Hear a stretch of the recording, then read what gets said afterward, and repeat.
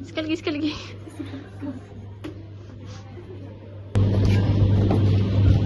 Assalamualaikum semua. Waalaikumsalam warahmatullahi wabarakatuh. Cikgu.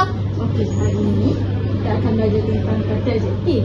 Okey, siapa yang dapat jawab, cikgu akan bagi hadiah. Wow. Berontak Thank je, you. cikgu. Saya nak. Ya, okey. Kena jawab yang betul dulu. Okey, cikgu. Okey, Dania. Kata adjektif bagi besar. Apa maksud kata adjektif bagi besar?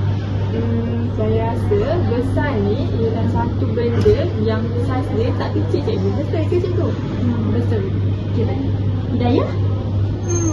Saya dah tahu dah, cikgu. Apa lah? Apa dah tak tahu? Letih awak ni. Yalah, saya tak tahu. Cuba cikgu terangkan.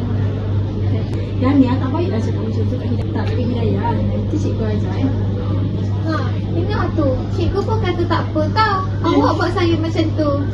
Awak tu yang tak tahu. Ha. Dah ada. Okey. Besar tu saiz dia lagi besar daripada yang kecil. Nampak tak perbezaan dia? Yang ni Nampak. yang ni kecil, saiz dia Kecilnya. kecil.